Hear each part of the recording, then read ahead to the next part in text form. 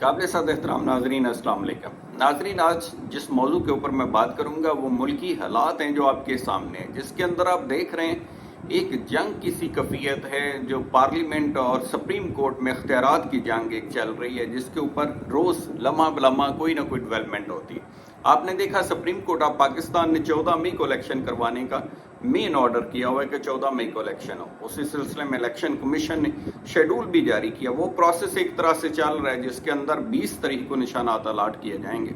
लेकिन दूसरी तरफ जो सबसे अहम ज़रूरत है इलेक्शन कमीशन की, वो है 21 अरब रुपए, जिनके क्योंकि अखराजात करने, बेल्ट छपवाने, बाकी अखराजात करने, अमला जो तैनात होगा उनको पैसे देने, बाकी तमाम अमूर के लिए इलेक्शन कमीशन ऑफ पाकिस्तान को रकम दरकार है। उसके लिए सुप्रीम कोर्ट ऑफ पाकिस्तान ने ऑर्डर किया था कि आज की तारीख तक जो है वो पैसे जमा करवाए जाएं इलेक्शन कमीशन ऑफ पाकिस्तान के अकाउंट के अंदर, और इसके लिए पाबंद किया गया था स्टेट बैंक ऑफ पाकिस्तान को और वजारत खजाना। लेकिन हुआ क्या? हुआ वही जो पहले होता आ रहा है कि सुप्रीम कोर्ट के अहकामात पे अमल दरामद नहीं हो रहा। एक दफ़ा फिर हुक्म अदूली हुई और स्टेट बैंक ऑफ पाकिस्तान ने गो के रकम मुख्तस कर दी इलेक्शन के लिए, लेकिन उसका अजरा नहीं किया, यानी वो रकम जारी नहीं की गई, इलेक्शन कमीशन ऑफ पाकिस्तान के अकाउंट में नहीं भेजी गई जो कि हुक्म था। दूसरी तरफ क्योंकि स्टेट बैंक ऑफ पाकिस्तान हुकूमती अदारा है और फेडरल गवर्नमेंट ने उसे मना कर दिया और मामले को दोबारा भेज दिया है पार्लियामेंट के अंदर। एक मिनी बिल की सूरत में भेजा गया है जिसको अप्रूव किया जाएगा या रिजेक्ट किया जाएगा। लेकिन ज़्यादा चांसेस यही हैं कि साबका जो रवायत थी जिसके अंदर आपने देखा कि करारदादें पास की गई सुप्रीम कोर्ट के हुक्म के खिलाफ, उसी तरह से होता नज़र आ रहा है कि पार्लियामेंट ने एक स्ट्रॉन्ग पोजीशन ले ली हुई है कि किसी तरह से भी अलग अलग इलेक्शन नहीं होने चाहिए और इकट्ठे इलेक्शन होने चाहिए। दूसरी तरफ सुप्रीम कोर्ट जो है वो अपने ऑर्डर के ऊपर कायम है, जिसके ऊपर उनका मौक़िफ़ ये है कि कानून के ऊपर अमल दरामद होगा, और कानून क्योंकि पार्लियामेंट का ही बनाया हुआ है जिसमें लिखा हुआ है कि 90 दिन में इलेक्शन होगा, तो इलेक्शन हर सूरत 90 दिन में होगा। लेकिन दूसरी तरफ अगर देखें तो 90 दिन तो गुजर चुके, और अगर दूसरे सूबे के अंदर देखें तो अनफॉर्चुनेटली केपी के लिए यह हुक्म नहीं दिया गया जो कि साथ ही साथ चलना चाहिए था, क्योंकि पंजाब और केपी की हुकूमतें चंद दिन के फ़र्क से इकट्ठी डिज़ॉल्व हुई थी और इलेक्शन भी उसी तरह से दोनों में 90 दिन या करीब करीब 90 दिन के बाद इलेक्शन करवाने का सुप्रीम कोर्ट ऑफ पाकिस्तान को ऑर्डर था। लेकिन लगता है कि केपी की हद तक मामला कहीं दफन हो गया है और वो शायद सबाई क्योंकि उधर ही चल रहा है। हाई कोर्ट के अंदर सुप्रीम कोर्ट के सामने एक दफ़ा आया लेकिन रिवर्स कर दिया गया। दूसरी तरफ सिर्फ मामला भी जो है क्रूशल वो पंजाब की हद तक सामने है, जिसके अंदर सुप्रीम कोर्ट ऑर्डर करती है लेकिन फेडरल गवर्नमेंट जो है वो अपने स्टांस के ऊपर उसको अभी ओबे नहीं कर रही।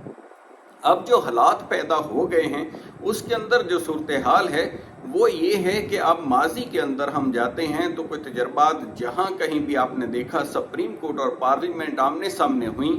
तो पार्लियामेंट के आपने देखा कि नुकसान उठाना पड़ा जुडिशल रिव्यू के प्रिंसिपल के ऊपर। माजी के अंदर जो सुप्रीम कोर्ट ने ऑर्डर जारी किया था यूसुफ रज़ा गिलानी साहब को कि वो ख़त लिखें स्विस बैंकों को, जो ना लिखा गया, बार बार कहा गया, ना लिखा गया। अब भी जो सूरत हाल पैदा हो रही है उसके अंदर आप देख रहे हैं कि जब वजारत खजाना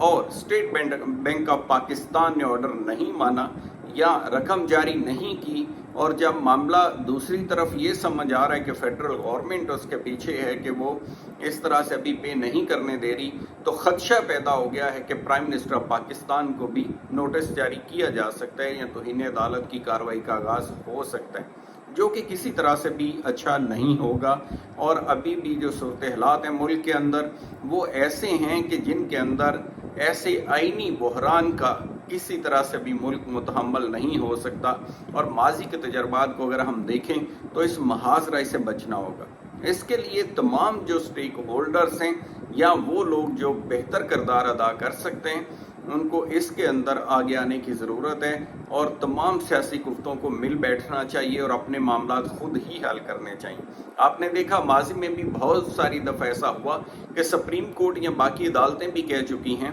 कि सियासतदानों को अपने मामला खुद हल करने चाहिए। اور پارلیمنٹ کیونکہ ایک بہترین فورم ہے، اس کے اندر جو گفتیں ابھی نہیں ہیں ان کو بھی پارلیمنٹ کے اندر لانا چاہیے اور تمام سیاسی جماعتوں کو کنسنسس پیدا کرنا چاہیے اپنے اندر، تاکہ عدالت کے باہر ہی اگر اس کا کوئی بہتر حال نکل آئے، وہ تمام اکٹھا الیکشن ہو یا صوبائی کا جیسے قانون میں لکھا ہے اس طرح سے ہو، کسی طرح سے بھی ہو، لیکن کنسنسس ہونا